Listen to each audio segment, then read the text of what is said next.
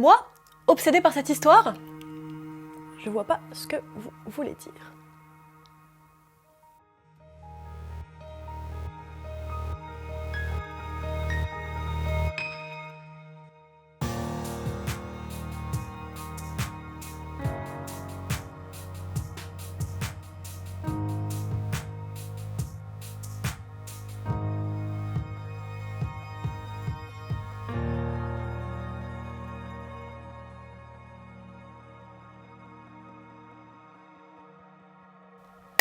Bonjour à tous, je suis Noémie. Et je suis Philippe. Bienvenue sur Horizon Universe. Et oui, on va encore parler des Ineffable Husbands parce que c'est ma chaîne et je les adore.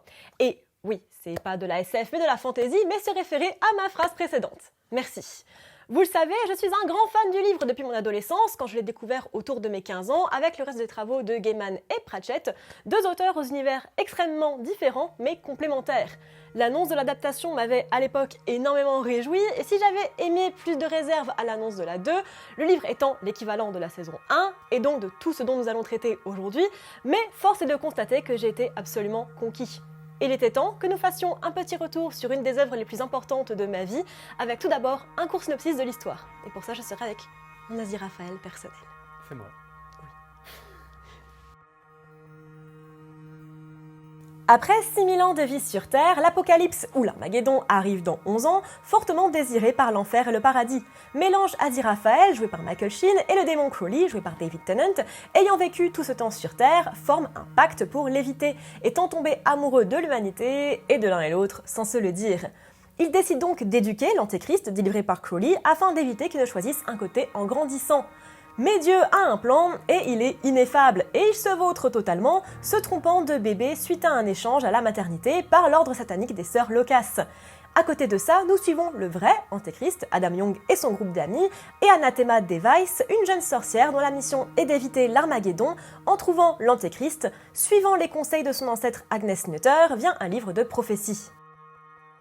Aziraphale et Crowley. Oui, ça attaque fort, parce que si la série a connu le succès qu'elle a connu, c'est principalement pour le portrait à la fois attachant et quasi parfait du duo formé par Michael Sheen en Aziraphale et David Tennant en Crowley. Deux acteurs britanniques absolument géniaux qui s'en donnent à cœur joie, dont l'alchimie crève l'écran et qui fait le moteur de l'histoire. Sauf que non. Dans le livre, Azir et Crow ne sont pas du tout les personnages principaux, juste des personnages parmi tant d'autres qui ne font absolument rien contre l'Armageddon, ou presque, voire même sont contre-productifs, mais se félicitent tout de même à la fin, parce que ce sont deux losers pathétiques, et c'est pour ça qu'on les aime. Mais cela fait sens quand on sait que Gaiman et Pratchett avaient prévu la série sur 3 saisons, avec un focus plus important sur nos deux protagonistes. Le focus est donc beaucoup plus mis sur eux et leurs relations, notamment l'épisode 3, qui présente l'évolution de leur relation et de l'arrangement avec un grand A. Et bien que le roman montre qu'ils sont non seulement proches, mais clairement amourachés, c'est juste devant vous. Littéralement. Une plus grande attention leur est donnée dans la série. De même, ils sont légèrement différents. Aziraphale est beaucoup plus doux et naïf dans la série, et le Crowley de Tennant, clairement montré comme féminin à plusieurs reprises. En plus d'avoir les cheveux roux, rouges au lieu du sombre du roman, un choix approuvé pour rendre la dichotomie entre enfer et paradis, Aziraphale ayant les cheveux blancs. Gabriel, l'enfer et le paradis. L'histoire tournant plus autour de Azir et Crow, l'enfer et le paradis et leurs conflits internes autour d'eux sont bien plus apparents dans la série également. Notamment autour du personnage de Gabriel, joué par un Jon Hamm franchement excellent dans son timing comédie, à peine mentionné dans le roman pour le coup. Ici, il est un antagoniste actif, tout comme le reste des archanges, autour desquels Aziraphale est clairement inconfortable et montré comme des bureaucrates ne cherchant pas à éviter l'apocalypse ou à comprendre la Terre et les humains. Gabriel tient un rôle de patron peu sympathique, plus que comme une figure toute puissante d'autorité dans le livre. C'est un peu la même chose avec l'enfer, où Crowley est tout de suite présenté comme un outsider.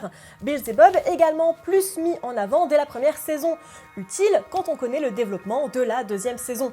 On ressent en général bien plus le côté trauma religieux dans la série que dans les livres, notamment toute la discussion autour de la chute de Crowley et du double jeu mené par Aziraphale. C'est aussi montré par la voix de Dieu, jouée par l'excellente Frances McDormand, personnage important de la série, mais omis du livre.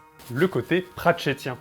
Si vous avez vu le livre, vous avez pu ressentir les très fortes influences des deux auteurs sur l'histoire, toute la partie mythologique et biblique chère à Gaiman, avec des thématiques plus lourdes et l'humour purement pop culture de Pratchett, qui par défaut passe un peu à la trappe dans l'adaptation. Pas totalement, évidemment, c'est aussi cet humour absurde qui a fait le succès de la série, et très référencé dans le générique et les échanges entre Azir et Crow. Mais quelques références purement pratchettiennes ont disparu de l'adaptation. Notamment les autres cavaliers de l'Apocalypse et les motards Hells Angels, qui en ont fait triper plus d'un pour des raisons de budget. On le voit aussi dans le fait que l'Enfer communique avec Crowley par la radio de la Bentley, bien que gardée dans la série, mais normalement via la voix de Freddie Mercury. Et dans les passages avec les Them, beaucoup plus sympathiques dans la série que dans le livre, et tout le moment avec la chaise à plongeon rapidement remplacée par la balançoire. C'est un peu dommage, mais compréhensible. La prophétie du chocolat chaud. Si pour le coup certains passages ont été enlevés, un spécifiquement a été ajouté, purement pour moi dans la lignée de ce que Pratchett aurait pu écrire.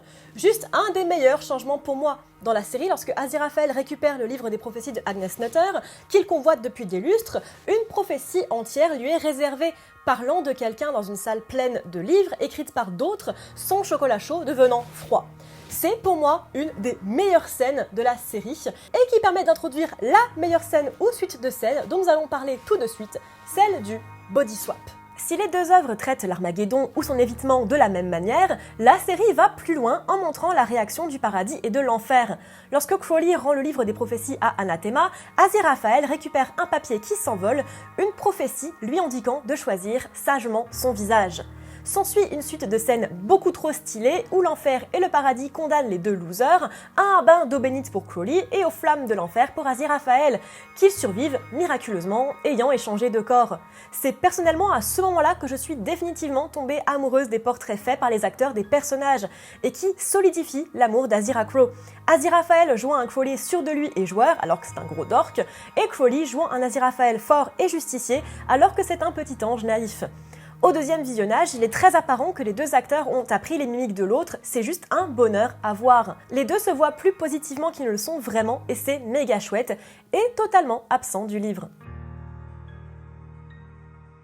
Dire que j'ai un amour profond pour le livre et la série serait un euphémisme. Les deux œuvres ont autant participé à la construction de la personne que je suis que Star Wars ou Star Trek. Et c'est pas peu dire. J'avais adoré le livre étant ado et il a été ma porte d'entrée aux univers de deux auteurs dont je vénère le travail aujourd'hui. Et il était très littéralement ma seule lecture où l'identité queer, Azira-Crow étant non-binaire et genderfluide, est montrée comme un fait et de manière positive. C'est un livre à la fois drôle, référencé et complexe, et j'adore me replonger dedans. Et c'est pour moi, avec l'œuvre de Tolkien ou de Gurm, le meilleur livre de fantasy jamais écrit. Rien que ça. Cependant, et c'est après avoir encensé le livre que je le dis, la série est pour moi un cran au-dessus. Pour les acteurs, déjà, Shin et Tennant formant un duo à l'alchimie jamais égalé, avec un amour manifeste pour le livre, et je dis pas ça parce qu'ils sont BG as fuck, mais ils habitent juste totalement leur personnage, mais aussi pour la mise en image de la folle histoire écrite par deux amis, Neil et Terry, dans une des séries les plus visuellement belles et créatives de ces dernières années. C'est certes plus visible dans la saison 2, où la cinématographie et la lumière sont sublimes, mais déjà dans la saison 1, on a de vraies propositions visuelles, notamment avec les designs des environnements, mais aussi sur les costumes, notamment de Crowley, qui changent à chaque fois. La musique reste en tête, le générique représente parfaitement la relation entre Azira-Crow. Ils ne sont certes pas tous représentés depuis le livre, puisqu'il fallait faire de la place pour le couple principal, mais même les Tracy, Shadwell, les Them, Ligur et Astur ou les anges ont leur moment. Et puis, bien sûr, il y a l'histoire entre Aziraphale et Crowley, juste une des plus belles histoires d'amour jamais vues à l'écran. Et oui, pour les hétéros qui nous regardent aujourd'hui, ça, et ça, ce sont des scènes romantiques. Désolée pour vous, et si vous avez la littératie média, d'une pelle. Bref, Good Omens, quel que soit le médium, c'est de la bombe, et c'est drôle, et c'est beau, et c'est fort.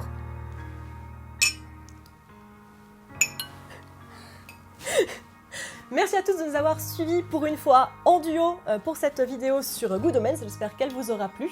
N'hésitez pas à nous dire tout ça en commentaire, hein, on les lit toujours, on est très attentifs aux commentaires, même si je réponds pas forcément très vite.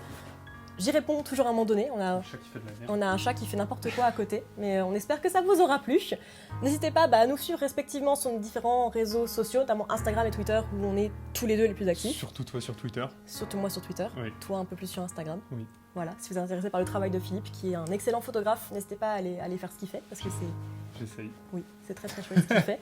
C'est aussi mon monteur depuis quelques vidéos, donc voilà, n'hésitez pas à aller voir et à lui laisser un petit pouce. à lui laisser un petit pouce bleu, un petit pouce bleu finalement. N'hésitez pas également à aller donner sur Tipeee si vous en avez les moyens et si vous en avez l'envie. Et d'ici là, on vous dit à bientôt dans l'univers.